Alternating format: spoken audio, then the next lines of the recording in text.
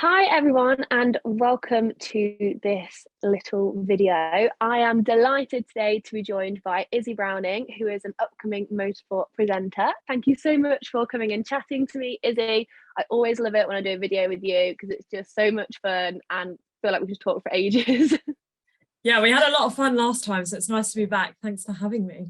Definitely, anytime. It's amazing. So this video is going to be focused on the 2023 Formula One season. Now it is just around the corner. We're nearly at the end of January now. So I really feel like we can start getting excited about it rather than just talking about last year because we're in 2023 now. So that's it, full steam ahead. So we might as well start at sort of the beginning.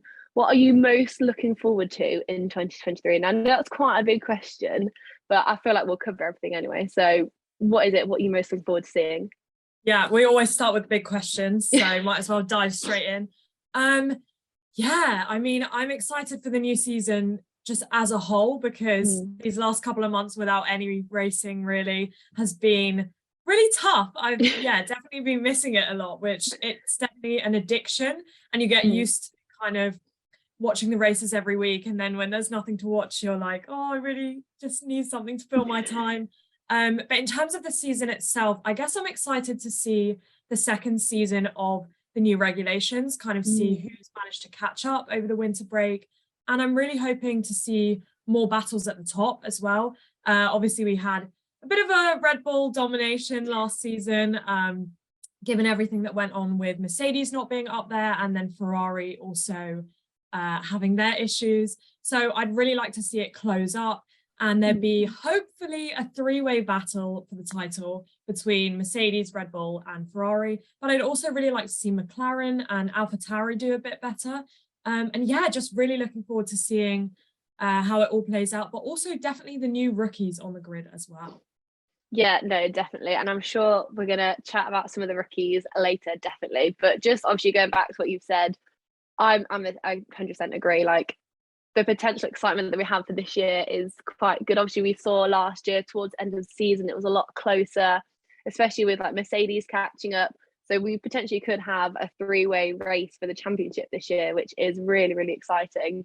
It'll be, like you say, it'll be interesting to see how McLaren do because obviously they potentially had a few issues last year. They've got a different driver this year.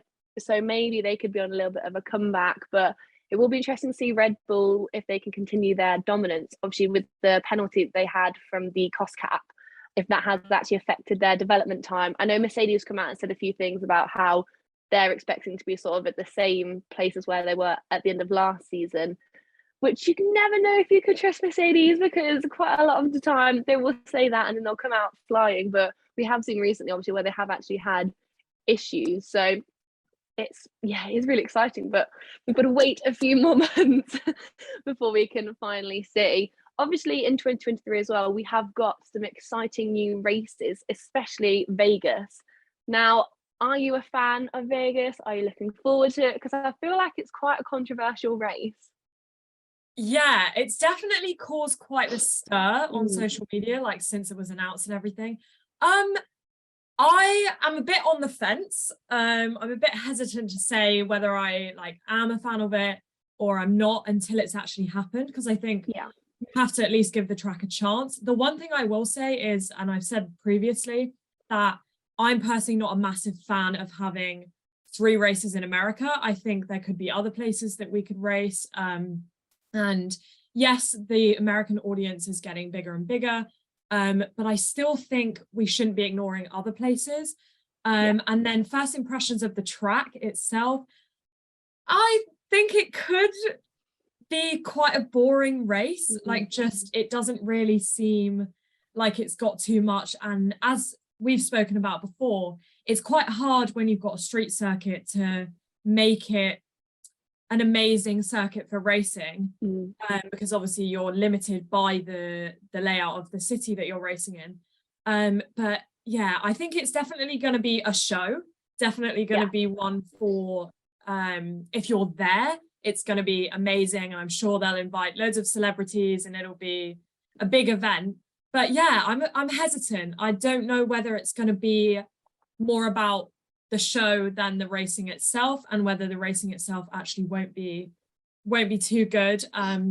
kind of Miami springs to mind a little bit. Yeah. Like that was a similar thing. We've talked about how that was a bit more of a show than racing. But you have to try it. You have to try new things, and we'll see what happens, I guess. What do you kind of think of the track? I mean, to be fair, I think you pretty much hit the nail on the head there. I 100% agree with pretty much everything that you've just said. Again, like what happened in Miami kind of springs to mind. Obviously, there was so much hype for it. It was going to be this amazing race with this big showcase, and the race itself was potentially one of the most boring of the season.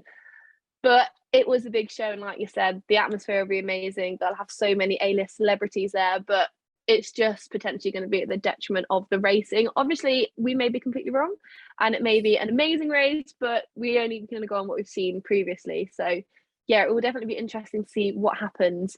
I do think that potentially there could be a lot of, I don't know, potentially crashes. I'm not too sure. Obviously, with it being a street race, like we see in Monaco quite a lot, there are potentially going to be more accidents, which might make it exciting. Maybe some qualifying drama, if someone spins out or crashes and then we can't get through and finish the quali lap, like we saw at obviously Monaco this year, where we had was it Perez? Yeah, Perez spun out and then no one else could finish.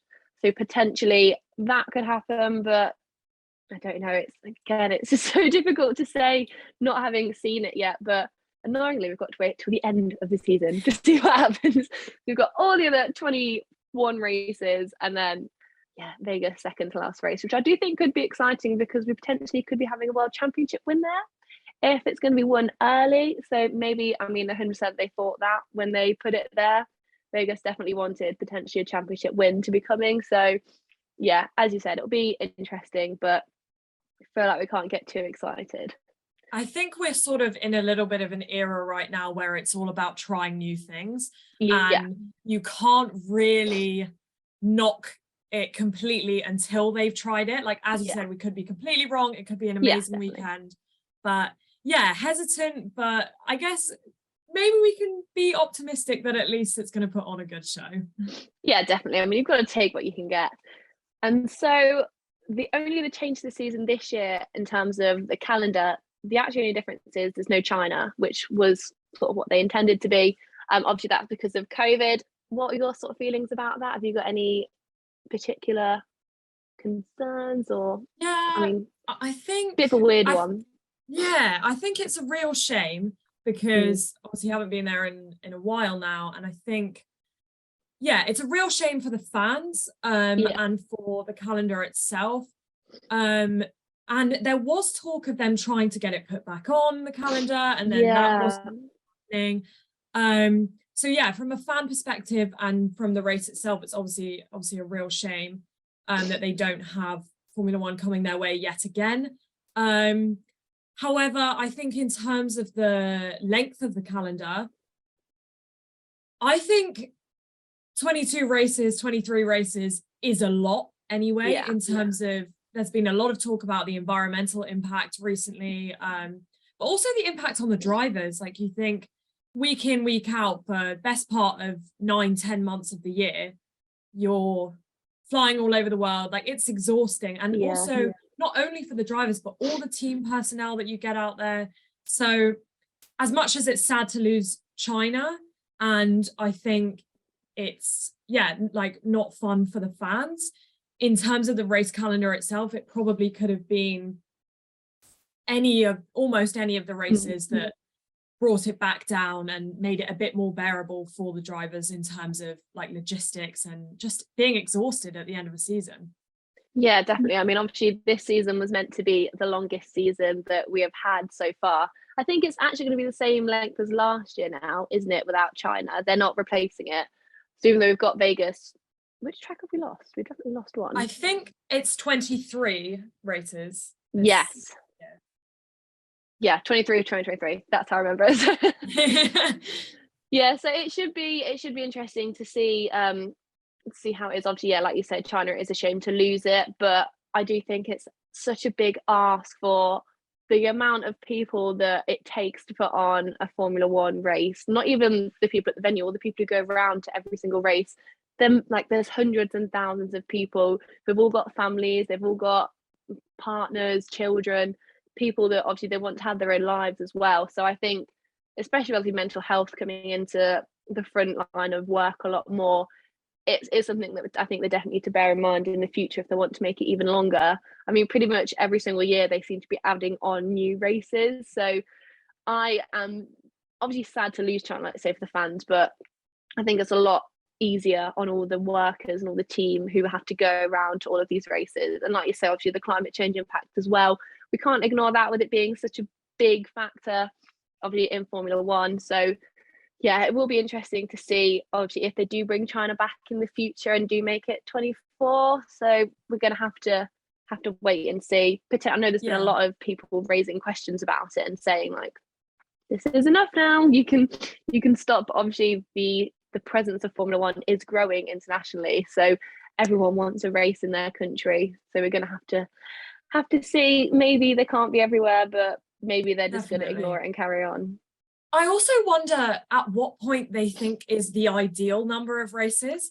Like, at what point do you stop adding them? Because we can't have a race every weekend of the year. Yeah. And I think we're sort of edging towards that a little bit. Obviously, you've got definitely some weekends where you won't because of the winter shutdown and the summer break and things like that. But at what point do you think they're going to say, like, okay, that's our limit, like no more? Yeah, well, I think that's the question. I think a lot of this obviously is from the Drive to Survive impact. So the Drive to Survive has raised the profile of F1 so much internationally that, like I said, they're just, if they want to keep adding, they've got to stop at some point. Otherwise, we can't have 52 races a year every single weekend. That's just not possible. And we're going to have to wait and see on that one. Again, I think that's another one to look at the end of this year as well when it comes to 2024 rules, because like I said, they keep changing it every year. So maybe they'll keep it the same this year. So obviously with the 23 races this year, 6 of those are sprint races. So we've got Azerbaijan, Austria, Belgium, Qatar, USA and Brazil. What are your thoughts on these? I know personally for me, my favourite on there has got to be Brazil, because I think they have delivered in sprint races. Obviously this year we had George Russell's win, we had K-Mag on pole, which is just exactly what the point of sprint races is. So what's your impressions of these? Are you happy? Are any of that you wanted to see? Yeah, this is a bit of a mixed bag, I think. I'll start with Spa. This is the longest track on the calendar. So the sprint being, it has to be 100 kilometers, will literally be 14 laps long. I think that one's probably not the ideal place. It's good for overtaking and like on lap 1, sort of in the like Eau Rouge Radion section. That could be amazing. And obviously it's always a great spectacle seeing those cars go up the hill together. But I just think this one isn't great for a sprint because of the length. And also, what else have we got? Qatar, bit of a boring track. Don't think that one's going to deliver too much. But then, as you said, COTA and Brazil, really excited for those ones. Obviously, you can't fault Brazil with what we saw last year. That was amazing. And I'm really looking forward to that one again.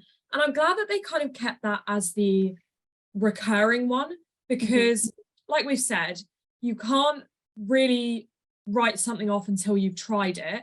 And I think that's the idea at the moment, is to kind of, where the sprint is still relatively new, try different tracks, see what works, see what doesn't, and refine the process. So I think that's why they've gone for like almost all new sprint tracks this year.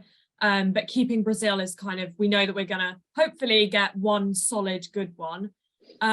With COTA, loved it. Think this one is really good. Obviously you've got that really wide turn 1 that could be a good overtaking spot.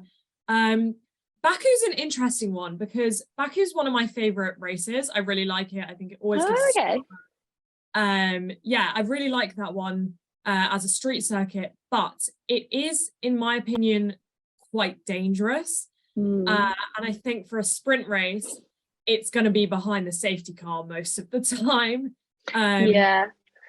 So I don't know if it's worth it, but also no one will go for any moves because it's too risky for Sunday. So then you kind of, you're just going to get this, like, just everyone following, no one really going for anything. Yeah, so that's an interesting one. And then Austria, I think that one could be good. That's good for overtaking as well. One of the shortest tracks on the calendar. So I think that one probably works well for a sprint. But yeah, it's an interesting bag, definitely. What are your thoughts? Like, what's your one that you're looking forward to? I mean, obviously, like you said, and sort of that I mentioned earlier, Brazil just delivered this year, and it delivered in 2021 as well. Obviously, when Lewis had his like comeback win, that was amazing. So yeah, happy to see that. I think Belgium as well, similar to what you said about Qatar.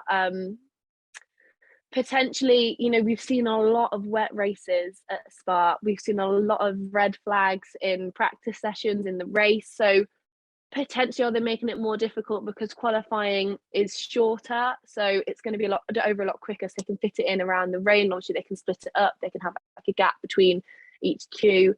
But yeah, if they're trying to get a sprint race in on a Saturday and if it is raining, then they maybe are just shooting themselves in the foot there, because obviously we've seen that 2021 in Spa, is that the right one, where it was completely rained off and they just had a race which was 2 laps. I literally remember watching that on Sky Sports and 4 hours just sat at home. Yeah, that was a mess. Yeah, and I mean that is potentially something that we're going to be looking at happening on the Saturday. So again, that one is going to be interesting to see what happens, I think. But I'm pretty much, you hit the nail on the head with all the others as well. So we are going to have to see how it unfolds. Again, Brazil, the good one at the end of the season. Like they save all the good races exactly right to the end. So we're gonna have to watch all of them first. But at least we've got lots of time. I would have preferred to see Silverstone on there, maybe. I was gonna say that. Yeah. I did think that when I looked at the list.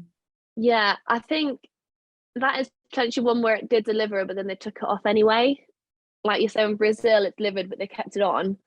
Silverstone, that was a good race weekend, but they have taken it off. So maybe it'll be one that they take back to next year. I think they said they are trying to rotate them at the moment. So maybe it'll be one that comes back in the future. But yeah, that was definitely good. And obviously it's good for us because we're Brits, so it means we get more action on Friday.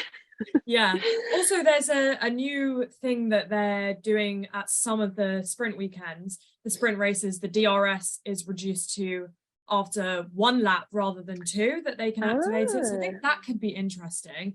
It's weird because it was something that kind of was announced quite quietly at the end of November, that the F1, it was literally like a press release where it's like the F1 Commission have agreed that we will reduce DRS to 1 lap, not 2, at the beginning and after safety cars at the sprint weekends. Just in the sprint races though, not the main race. I think that could also throw a curveball. Like I said, we're sort of in an era of trying new things, and it could, I mean, we haven't seen what it's going to be like, so excited to see all these changes, but it could throw some curveballs in there with just keeping the pack closer together, or it could fail and not really do anything. Yeah, or it could fail and just cause carnage everywhere, which I'm sure would be nice to see. But yeah, no, that will be interesting to see, to be fair. I think potentially the sprint races, there's a lot that we don't know this year, I think. Obviously, we have Brazil and USA should deliver. But yeah, we've got 4 races that potentially we're not too sure how they're going to go. So that will be very interesting. So slightly moving on then, obviously we touched on it earlier, the new rookies on the grid this year. So we've got 3, we've got De Vries, Sargent and Piastri. What are your first thoughts and what are you expecting to see from these 3 this year? I have quite a lot of thoughts on these. So one I'm most interested to see is Oscar Piastri. And I think quite a lot of people will agree with me because after all the drama and all the controversy and everything, I think it'll be super interesting to see if he fares better than Daniel Ricciardo. He's got a lot of pressure. Yeah, definitely. Like the pressure, the poor boy, the pressure is immense. But it's also going to be super interesting to see because this is the first time that Lando Norris will be the older, more experienced teammate. And, you know, he's going to take on that leader role a bit. And obviously he outperformed Daniel Ricciardo. But I think if Oscar ends up outperforming him, that's going to cause some craziness in the McLaren garage. And I just think so far, Oscar Piastri has really impressed. He won F2 and F3 in his rookie season. He's a great driver. Like, I think on a smaller scale, because he won in his rookie seasons in F2 and F3, we've kind of seen that he has the potential to jump in a car and be straight away on it. He knows what he's doing. He's an experienced driver in that sense, not necessarily in Formula One, but through the junior rankings. So I'm really, really excited to see Oscar. I think, that could be a really, really good one. De Vries, he's proved himself in my eyes worthy of the seat, definitely. Jumping in at Monza, really excited to see him in AlphaTauri, in a different team, and see what he can do. I think he'll be good unless AlphaTauri don't have a good car again. Then he might fly under the radar a bit. But I also think he's going to be the leader in that team above Yuki Tsunoda. He's going to come in. Nick De Vries is actually, I think, 27, which I didn't realize at first. I thought he was a lot younger. Yeah, no, he's a lot older than quite a lot of like Lando, George. He's older than all of them. Yeah, Charles. Yeah. So I think he's probably going to bring maturity to that team and is going to be, a good leader, and hopefully someone that Yuki Tsunoda can learn from and get along with well. So I think he's going to be a great one. And then finally, Logan Sargent. This one, Logan Sargent is a good driver, and in the best thing probably, or the best thing for Williams is probably that it's not Latifi. No offense, Latifi, but something different. But he's got a lot of expectations on his shoulders as well. He's the American driver. Everybody's made a big deal of, we need an American driver, and we finally got one. But you also have to remember that he's coming in to F1 having only done one season in F2. And Oscar Piastri also won in his rookie season of F2. And so in that sense, only did one season of F2 as well. But I don't know. I wonder how he'll cope having only done the one season in F2, because I also feel like he's only recently kind of come into the limelight and under so much pressure. So that'll be an interesting one. And it also, again, depends on Williams' car, whether they can do something better. But having Alex Albon alongside him as well will also be helpful. Yeah, I mean, I think like pretty much everything else, I completely agree. I do think Piastri has got so much pressure, like you said, and it will probably be different for Lando to have someone who he's got to sort of prove himself against. Like Lando, if he performs worse than Piastri, then people are going to be questioning him, because of so far he has outperformed Daniel Ricciardo. He was pretty much the same level as Sainz, considering how much more experienced Sainz was. So it will be really interesting to see how that progresses, and obviously potentially with some Audi connections coming in for Lando later. I think we're going to touch on this a little bit towards the end as well. But Lando's potentially going to be thinking about how this year folds out for him and just keeping an eye on things, I reckon. But De Vries, he is actually a lot older than I think a lot of people think he is, because I think he's someone who's sort of been waiting for an F1 seat for a while. But before this year, there haven't really been that many spaces people to come in, because there's been a lot of drivers who are carrying on, who keep going. Again, like you said, De Vries proved himself brilliantly this year. I don't think he could have done better, really. And it will be interesting for him coming in and obviously being the more experienced driver and having to come in, even though obviously Yuki's already had a season there, coming in and being that older, more mature driver. I think that could be quite interesting. I do think people sort of expect him to sort of be outperforming Yuki, which will be interesting for him to see if he can actually come through. Logan Sargent, like you said, I actually have just checked how old he is, and he's 22, so he's sort of the same age as sort of Lando and everyone. But like you said, he's only had 1 year in F2, so it's interesting. I mean, obviously there was a lot of sort of questions about if he was actually going to get his seat in the first place. Was he getting the super license points? But he's got there, so I mean, I know we keep saying this, but we've got to see, got to wait and see, which is so annoying because I want to know now. Mm-hmm. But yeah, I think, like you said, Williams to have, don't want to sound horrible, but to have finally got rid of Latifi is probably the best thing they could have done, because it did slightly feel like it was a little bit of a waste of his seat, just because he couldn't get the results, particularly against George. He just wasn't performing. I'm not sure for Albon to outperform him again. It will potentially be maybe a little bit of redemption for Williams if they can have two consistent drivers, because obviously Alex Albon has done some great performances for them last year. So maybe they can have two drivers who, you know, getting some points for them, and they can come back up and start fighting in the midfield rather than sort of being the back markers. Yeah, definitely. I think you make a good point as well about having two drivers, because there's also the Constructors' Championship. Yeah, definitely. And having two drivers who can score points and be consistent is super important for that.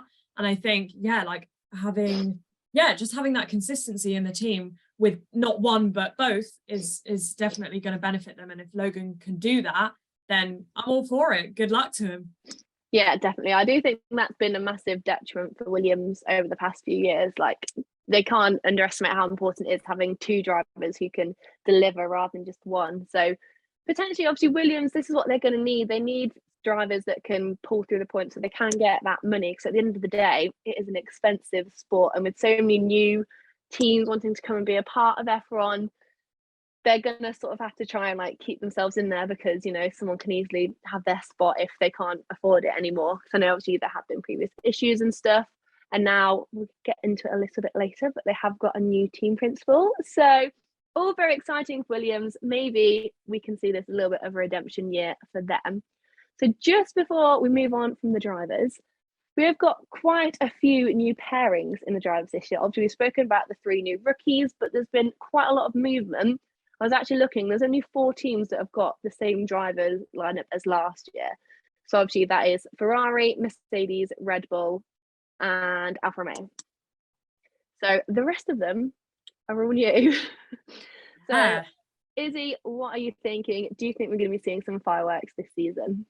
I think we might, you know. Silly season doesn't end, does it? No. Yeah, I mean, and what a silly season it was with everybody moving about. I'll start with Alpine, Gasly and Ocon. This one has been talked about a lot in the media.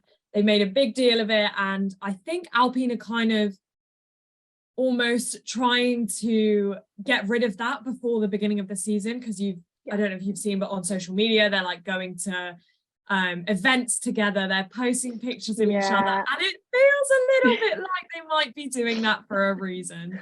Good PR before the season starts. Yeah, amazing.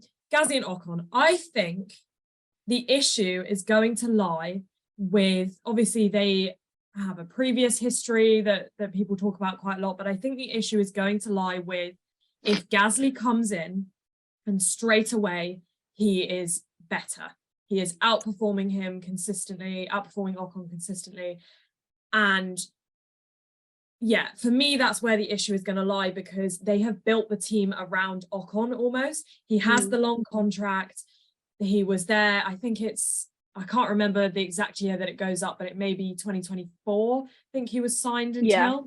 And yeah, so you would expect that he is kind of their number one driver, if you will. And I think if Gasly comes in and then the focus switches, there's going to be tension. And you already saw last year that Ocon and Alonso had quite a lot of tension, which, you know, takes 2 to tango. I don't think either party were innocent. And if Ocon's got that fiery streak, then we might see it come out again. So yeah, that's a possibility for some fireworks. Aston Martin with Alonso and Stroll. Alonso's been everywhere, seen him at loads of teams, still going. Yeah, I mean, you only have to really look at Alonso and Ocon last year. He's not afraid to voice his opinion. They definitely got into some battles. And I can kind of see it going the same way with him and Stroll. But also I can see Alonso and the team not getting on particularly well. And I hate to say it, but I think, like Seb, this might be Alonso's last team. He's been at Alpine, Ferrari, McLaren, not too many more teams that he could go to. And obviously Stroll and Alonso had that collision in America when they obviously weren't driving on the same team. But yeah, I can see that one maybe not working out as smoothly as they wanted to.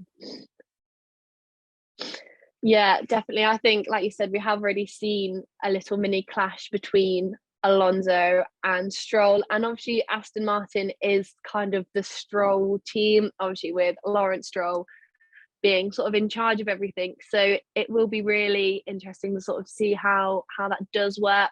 I do think a lot of people will also be expecting, sort of like what you said, maybe an announcement that this is his last year, depending on how it goes. Obviously they may get on really well and like gel and work, because Alonso might just be too far ahead that it's not really an issue. But yeah, if not, I do think potentially he is obviously a former world champion. So is he going to take sort of the not being fighting for places, and also he doesn't have to put up with other teammates who doesn't get along with anymore. He's at that point where he can say, do you know what, I don't need to do this anymore. So yeah, I think that'd be really interesting. But definitely it's quite interesting that obviously the former teammates last year, Ocon and Alonso, are the ones who could potentially be seeing more fireworks with their new teammates. So that's quite a nice coincidence. But yeah, Ocon, like you said, I hadn't actually even put two and two together, the fact that they're teammates and they can go around everywhere on social media together, but I can't believe I didn't notice that. But yeah, they keep going to everything, just the two of them. So potentially I think that one's quite interesting, because I would rank Gasly as a better driver than Ocon, just off previous performance, but potentially Ocon will be more comfortable in that car because he's been in that team for longer, so naturally we'll be getting on better with it. So I think we're going to have to see how that plays out, and maybe hope there's not too many big fireworks, but if there is, I really hope we get some nice sassy team radio along with it. That would be nice, because that was one thing we definitely had last year from Alonso and Ocon. Exactly. I think also there's Alpine, after Ocon and Alonso, Alpine are going to want to nip anything in the bud, like straight away. 100%. As soon as it happens, they'll be on the radio, don't fight with your teammate, don't fight with your teammate. Like it'll be, they'll try very hard to stop anything from happening. But, you know, like Alonso, I think Ocon's becoming less afraid of saying what he actually thinks. He's not going to keep his mouth shut. Yeah. And it could go either way, but I'm leaning more towards the PR that they're doing at the moment is to maybe cover what might be coming. Yeah, definitely. I don't think anyone would be surprised if there are a few potential clashes. So obviously another change we had this year, which normally we wouldn't really go into reserve drivers too much, but I just feel like we can't ignore this time. So obviously Daniel Ricciardo has gone back to Red Bull to be their third driver, I think that's what they called it. So he's not reserve driver, he's the third driver, which is a reserve driver. But what were your thoughts of this? I was potentially a little bit like, okay, I mean, you kind of left there because you didn't want to be a second driver, but now you're going back there as a third driver. I mean, he's obviously had a nice big paycheck out of this, because otherwise I don't think he would go back. But he is the kind of guy that you would probably want to be going around doing all your PR, doing all your events, being your ambassador, because he is such a well-known character, not even just in F1, but just internationally. Most people, even if you're not a fan of F1, you know who Daniel Ricciardo is. And I think he just has that type of personality where he's too good to not be doing something. What were your thoughts? Yeah, I mean, if you've been watching F1 for a while, the Honey Badger's home, that was obviously the thing that they really pushed. I think it's good for Red Bull in terms of his personality and in terms of it's a great thing for their marketing and the things that they're going to get him to do. I don't think it's so good for Daniel himself. Obviously, he's got that great payout from McLaren. He's got, the check in his pocket. But I kind of agree with, I think it was Jenson Button's line of thinking, is it could be a career ender, because I think it maybe would have been better to try and race somewhere else, just to say that you can continue racing, to show that you've still got it, and fall in love a bit more with the sport, like fall back in love with the sport in maybe a different series with less pressure or something. But obviously Daniel said that he didn't want to do that, and that wasn't, his eyes were on F1. So yeah, I think for Daniel it's maybe not the best deal, because we don't know how much driving he's gonna get to actually do in the Red Bull, but on the Red Bull side, it's great for their marketing. The only thing I will say, the only caveat I will say, is that I think there is a small potential that they could replace Checo with Ricciardo. I was literally just thinking I'm going to say that next. I think there's a small potential. I think that was potentially why he went, because I think at the end of it, he had sort of an option from Mercedes, an option from Red Bull, and obviously they're both good options. But I think he will have gone for Red Bull because he thinks that potentially he can get that second seat again. Yeah. Obviously, Lewis and George are a really strong pairing, but I think Lewis is going to keep going for a few more years. But we know there's been a lot of friction with Max and Checo, and Checo potentially has not been performing what they would expect. But then everyone says how the car is like built for Max and everything. So yeah, I don't think it's a huge chance, and I don't think it's completely obvious, but I think in the back of his mind, he had to have been thinking that. Yeah. And I think also, if it does happen, that's going to be a crazy plot line that none of us could have seen coming, that he leaves Red Bull. It's like the Crofty thing where he left Red Bull, he went to Renault, he's gone to McLaren, he's gone back to Red Bull. Like, none of us could have seen that coming. Yeah. I mean, to be fair, if I could like dream that would be amazing. I mean, imagine the Drive to Survive episode on that when they announced that. That's going to be incredible. Yeah, we'll have to wait and see. That is going to be extremely exciting if that does happen. But we'll have to see how Perez and Max get on this year. So let's slightly move away from drivers now and go and talk about some of the team principals, because after driver silly season, we then had team principal silly season, which was just as exciting, just as dramatic, everyone moving everywhere. So a bit of a summary, and if I've missed anything out, please let me know. So we had Fred Vasseur moving from Alfa Romeo team principal to Ferrari team principal after they announced that Mattia Binotto was no longer going to be team principal. We then had Stella being announced as a team principal of McLaren, who was hang on, is that right? Yep, Andreas Seidel. Yeah, because he's replaced Andreas Seidel, and Andreas Seidel has gone to be the chief exec of Alfa Romeo. And then we had Vowles to Williams. A lot going on there. A few bits that sort of stick out for me. Obviously, Mattia Binotto, I think everyone knew that he was losing his seat pretty quickly after the end of the season. I think he made quite a few mistakes, and potentially he should have put his foot down and ironed them out. The Williams one, that's kind of not really a massive surprise, because obviously Fred's been at Mercedes, so that makes sense to me. Like, it's a sister team. I think it's really great how supportive Mercedes have been of that move. Potentially, obviously, there was probably a little bit of in-working there, but I think that's a great choice. It will be interesting to see how he goes. Obviously, going from Mercedes to Williams, they've probably run quite differently, because Mercedes is such a huge, successful team, but Williams is still at that lower point building up. And this last one, this is super, super interesting. The fact that Andreas Seidel is now the chief exec of Alfa Romeo.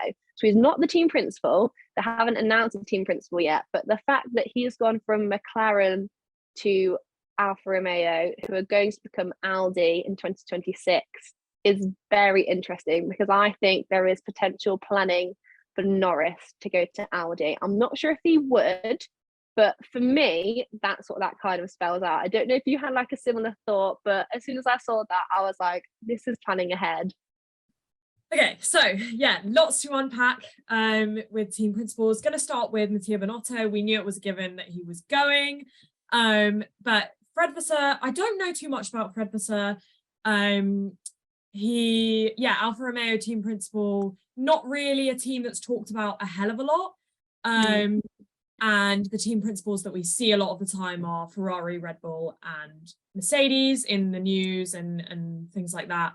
So yeah, don't know too much about him, but he needs to be more ruthless than Binotto was. He needs sharp, quick decision making. No, none of this like plan A, B, C, D, E, F, G, like none of that. We need to get rid of that. It needs to be like sharp, quick. Okay, we're doing this. So hopefully he can fill that role, and that'll be a really good thing. Who's next? Williams. Yeah, like you said, going from Mercedes to Williams. Obviously, Williams have that history. Williams were a powerful, amazing constructor for a while. So it's not like they're coming completely from nothing. They do have that history.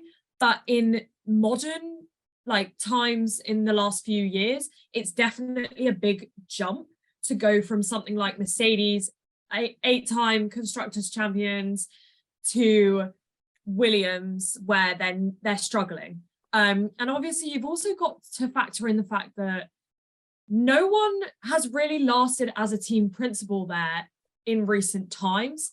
Yeah. So I really hope that he can do a good job. I think he will. He's done an amazing job at Mercedes. Yeah. But also nobody was really expecting that announcement. There was a lot of talks about Susie Wolff, Jenson Button, and then suddenly it was like James Bowles, and I was like, sorry? That was a bit of a weird one. To be fair, I would love Susie to have been team principal of Williams, but I think she sort of said that she wouldn't ever do it while Toto is still obviously team principal of Mercedes, because that would probably make for an awkward conversation at dinner. Yeah, I was gonna say very awkward, like breakfast table conversation. Like, what are you even allowed to talk about? And then lastly on the kind of McLaren, Audi, Alfa Romeo side is all the teams. I think I was kind of surprised in a way that he was leaving McLaren. But then when they announced him as Alfa Romeo, which is turning into Audi, it made sense that he was going to be in there. But also I was surprised that it was as the CEO and not the team principal, which is the point that you made. Because I think they are gearing up for pulling strings, pulling people from where they can get them. And it's interesting that you say about Norris, because I think that is a potential. I think they'll try it. Obviously Red Bull tried to get Norris at one point, but he signed that long contract with McLaren, which I think it was kind of a mistake to sign that early. Because does that end this year? Does that expire at the end of this year? I'm not entirely sure. I think it potentially might be 2026. Let me have a look. Because I think 2025, so beginning of 2026, so he's signed on a long-term contract. I think they are going to try and pull him, and it makes sense that Seidel would be a good person to try and pull him. But as he said, I don't know if he would do it. He's very loyal to McLaren, which could be a good thing, could be a bad thing. But I think it's going to depend on how well McLaren can do in the next season or two, because then he can really be like, okay, am I getting anywhere at McLaren? Do I believe in the vision? Do I believe in where they're going? Definitely it's tactical. I think Norris is going to have a lot of opportunities coming up, I think, given how well he has performed. And if he keeps, obviously, the consistency that he has, I think he will have a lot of decisions to make, especially when it comes to his contract. And if he does potentially end it early, I don't think he will. But another option I can see for him at the end of 2025 is potentially Mercedes. And I think a lot of Norris's decisions will depend on how the other teams perform, because obviously Lewis is getting older. I don't think he's going to retire in the next couple of years, but potentially 2026, I wouldn't be surprised if we see a Norris to Mercedes with George. I mean, first of all, I would love that, but I don't think that's out of the question. Bit of a random one, but just from whisperings and stuff, and just stuff that I've heard going on, that wouldn't surprise me. Obviously, neither would the Audi move. So I do think he's got a lot of decisions, but I think he's also lucky to be in the position where he can wait and see what happens. He's not got a rush. okay, yeah, he's not winning at the minute, but he's only, what, 23? He's got a long time left in F1 if he can keep performing as he is. So he's probably just going to see what Mercedes do, see what McLaren can do, how they can perform, if they can take that step forward, especially obviously understanding more about their car. If they can maybe pull forward to being that fourth and then getting into those top 3 teams, he maybe won't move. But I think, to be fair, there are worse positions to be in, aren't there? If I'm being honest, as a driver. I think the other thing is that he has, at least publicly, put out quite a front that he wants to win his championship with McLaren. He believes in their vision, he believes in their journey. That's where he wants to be. And I think it's going to take something dramatic, like them just not improving at all or getting worse even, to change that for him.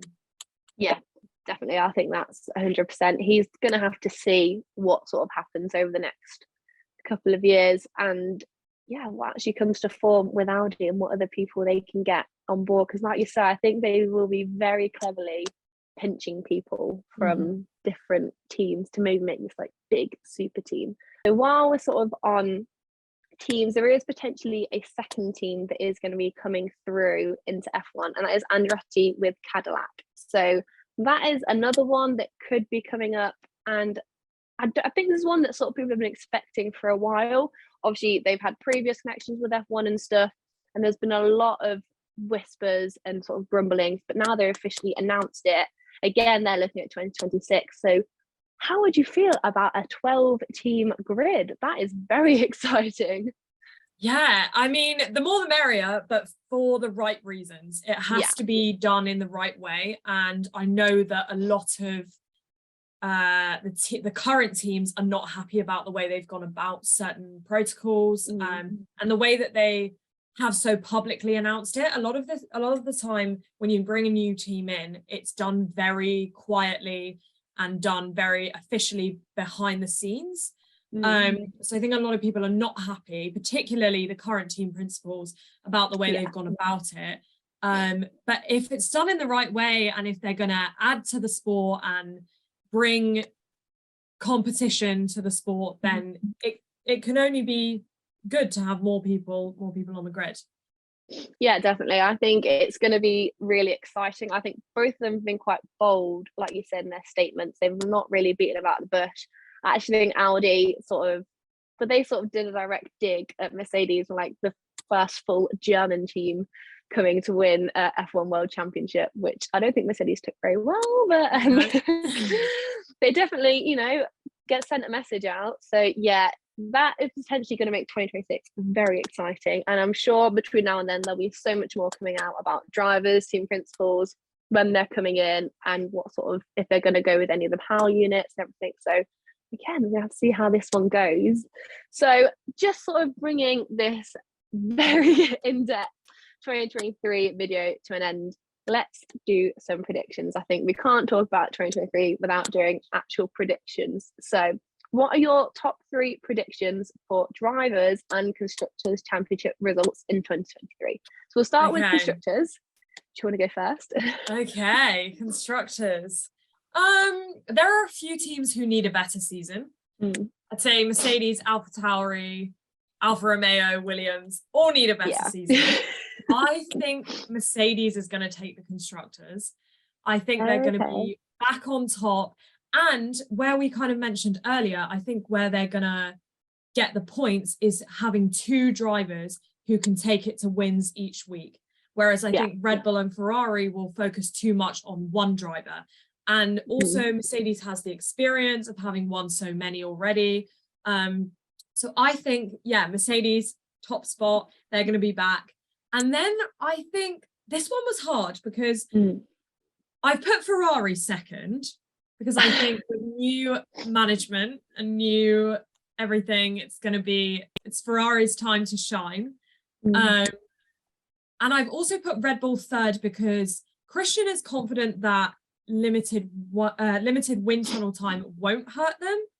But with aerodynamics being like such an important part of racing, I think that could prove difficult at the very least reduce the gap between Red Bull and the other teams. And I think if there's a bit of fighting between Max and Checo, I think, yeah, that's mine. Mercedes, Ferrari, Red Bull. And I'm going to stick by it, and I could be completely wrong.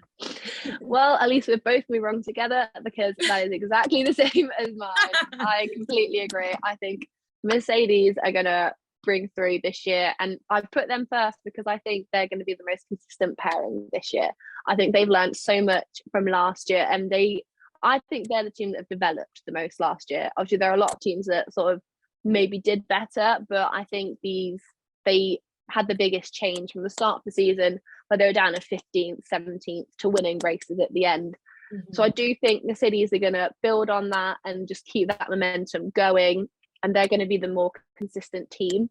Again, I then put Ferrari second, purely based on the new team principal. Obviously, Fred has previous connections with Charles, and they get on quite well. So I do think potentially the reason I don't think they'll beat Mercedes is I think Charles will be favoured more than Sainz. So I think that Sainz is potentially not going to have the best opportunities just because of that previous connection. I know it's not going to be great, but I think there's going to be a little bit of tension there between the two this year. So I think if Ferrari can build off their mistakes, they will do so much better, because they had a good car last year. They had good drivers, but they were just too inconsistent. And if they can iron those out, I think they will definitely be fighting for the top three. And again, I put Red Bull third. I think it's going to be close. I don't think it's going to be sort of Mercedes is going to run away with it and Red Bull are going to have a shock of the year, because when we come on to the drivers' championships, it will make more sense. But I think Max is going to have a good year. But like you said, I think there's going to be some fireworks between Max and Checo, because I think we saw it at the end of last year. Obviously, they tried their best to iron it out, but if you have those feelings, and once that sort of happened, you can't really just push it under the carpet. So I think there's going to be a few disagreements on the Red Bull front. And like you said, obviously, they've got that penalty, which is not going to help them, because if, like, it's that old saying where if you put something like fire on a mess or something like that.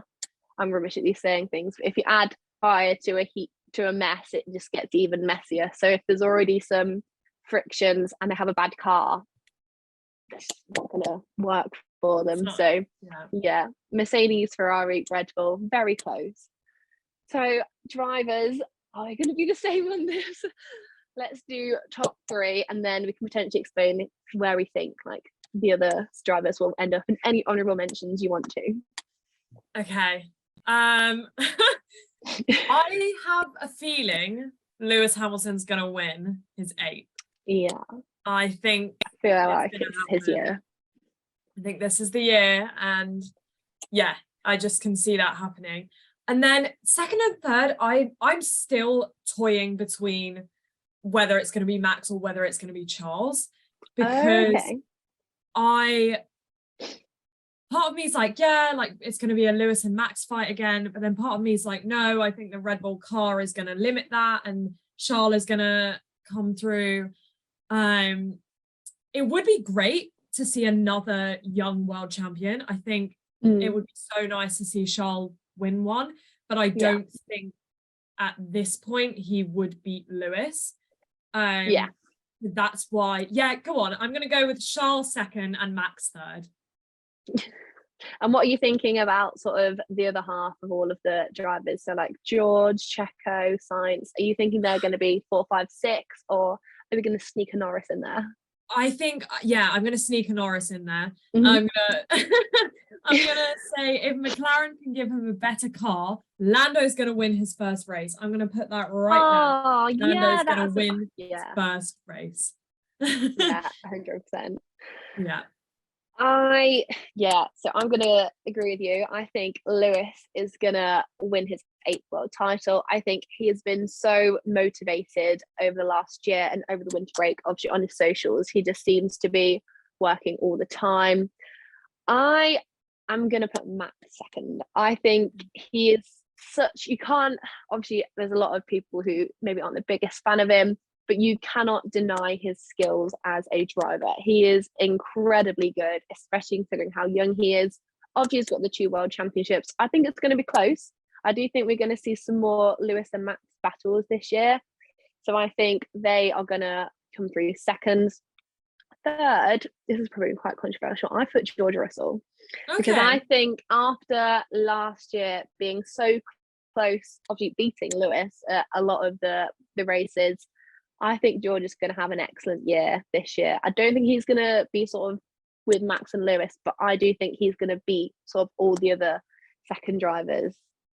This is probably going to look really bad when it's like Ferrari and Red Bull at the top, but I just have a feeling that it's a Mercedes year. Yeah, now that you've said that, I'm like, oh, see, you know, I'm toying between, I don't know, with Max second, and I think it's going to be so close. Yeah, it is going to be insane. But so I was then thinking it's got to be Charles fourth. I would then potentially put Carlos fifth, and then Checo, maybe Norris, then Checo, because I just feel like Checo is not going to, just sounds awful, but I can't see him performing as well as the other drivers, considering they're all probably going to step up. I don't know, it's just a feeling. I just feel like he's not going to be able to beat Carlos and Charles, and potentially he's going to be sort of left hanging a little bit. This may just be my dream of getting Daniel Ricciardo back in, but I don't know. So are there any other special, random, crazy predictions that you want to make for this year? Oh, crazy predictions. I don't know if it's crazy, but it's what I hope would happen. And I've said this kind of elsewhere on like my social media and stuff. I'm going to say we are going to have a race winner from 5 different teams. Oh, yes. I'm saying, obviously, Ferrari, Red Bull, Mercedes, and then I'm going to put McLaren because I think Lando's going to get his first win. And then the last one, I was kind of toying with this one because I think it could be Alpine. Maybe we could see Pierre Gasly or Esteban Ocon. But then there could be, hopefully, with like different rules and like the new sprint races and things. Hopefully, maybe just a random one like an Aston or Alonso. Which I guess, it would be Alonso or maybe just a random one. Nick de Vries, maybe that would be cool. So I'm saying 5 different teams. We're gonna have a winner. That's good. This maybe isn't that crazy, but I think we're gonna have a British winner at Silverstone. So I've said British because I think it's either going to be George or Lewis, but then I've also left it open because potentially we could have Lando as well. That would be amazing. But I think we haven't actually had, I think Lewis won, because Sainz won last year and then Lewis won the year before. So I think it's going to be Lewis or George, which is going to be great if you like. I have to say, it's going to be fun.